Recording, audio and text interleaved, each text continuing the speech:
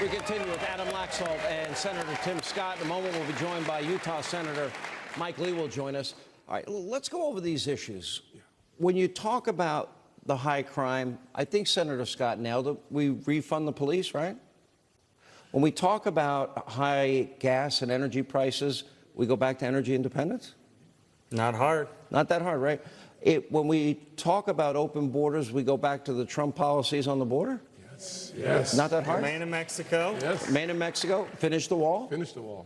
Okay, when we talk about law and order, and when we talk about our school system, I don't think it's that complicated. Why do Democrats, why are they so against allowing parents to choose where to send their kids to school? Well, this is just part of this whole elite mentality. They think they know better than we do. And so they think they have a worldview that they're supposed to impose on our children.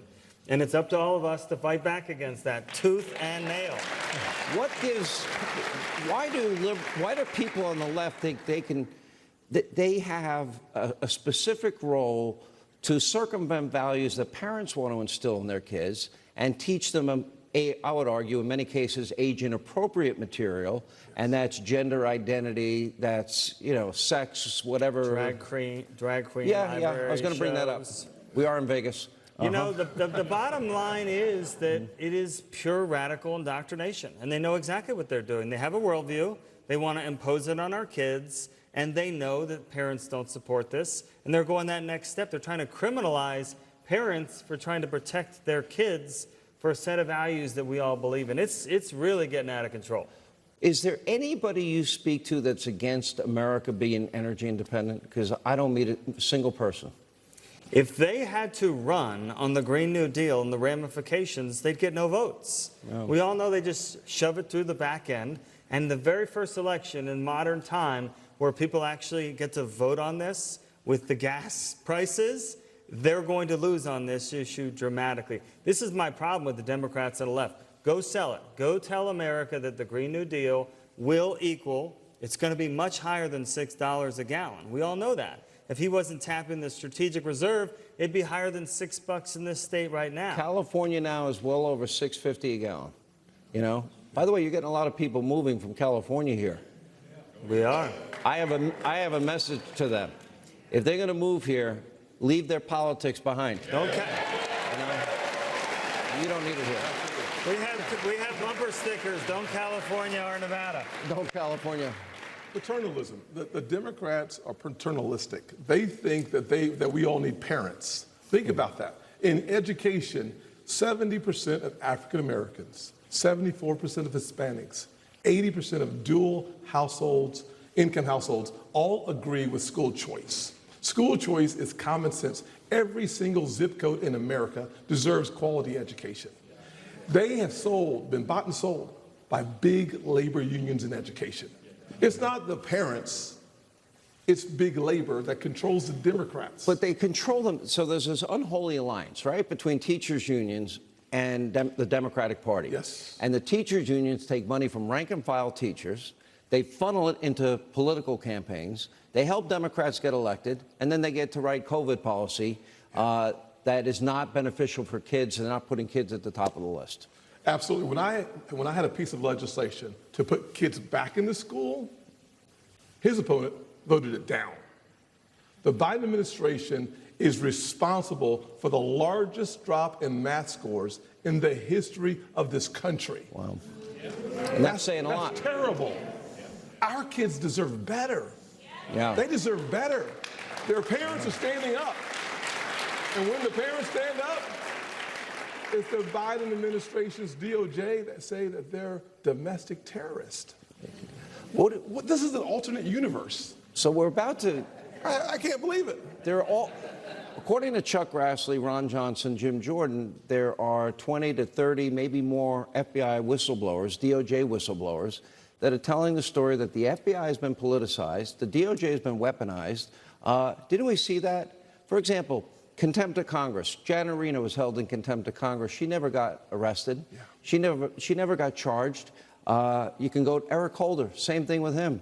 Lois Lerner, same thing with her. Steve Bannon, not only arrested, charged, 4 months in jail, Well, this shouldn't be political. Absolutely. Is that equal application and is that equal justice?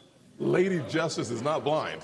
Yeah. That's what we're seeing under this administration. But we see it a lot. And I would just say, as the former top cop of this state, we work with line FBI. There's plenty of great FBI agents. The media tries to do this big gotcha when I say that the top of the FBI, the politicals, have politicized this agency, and it's dangerous. They have so much power.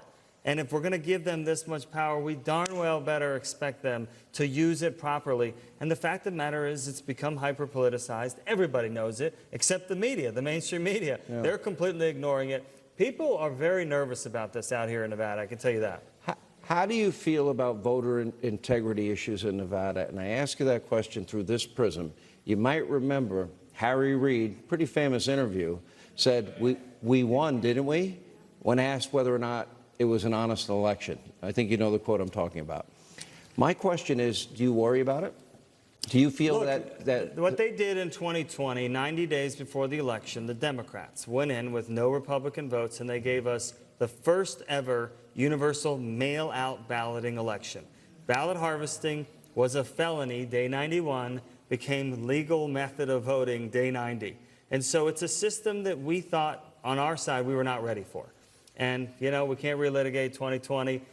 It is better now. We have more poll workers. We have more poll watchers. But in the end of the day, Nevadans have to turn out. We need a new governor. We need to get rid of ballot harvesting, drop boxes, and universal mail.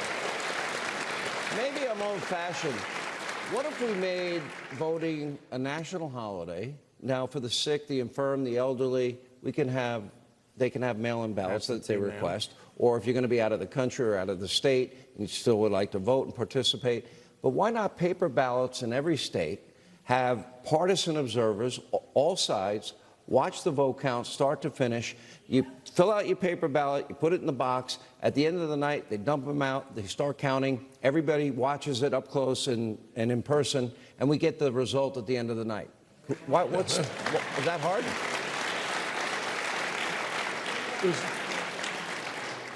Every single thing we do to make sure that every single American has confidence in voting is very important. The laws that we've seen change on the state level, like in Georgia, has actually produced stronger voter integrity. Jim Crow 2.0? That's why I went to the floor of the Senate and said, those people must be smoking crack because they've lost their minds, literally. I shouldn't say that on TV. Anyways, it's too late now. Think about it this way. Sean, think about it this way. In Georgia, they said asking for water from a nonpartisan was Jim Crow 2.0. I'm a man from the South, a black man from the South. That is offensive. I remember Jim Crow. I remember the stories my grandfather told me. When I look at the laws in Georgia, they are so far away from Jim Crow. And as a matter of fact, the proof is in the pudding. This cycle, the largest African-American turnout in the history of Georgia, Republicans care about voting. And we want fairness in voting. We'll take a break. We're in Vegas. We'll continue. When we come back, Senator Mike Lee of Utah is here. He will join us. And Leo 2.0 Terrell, Larry Elder, they will check in as well. Thanks for being with us.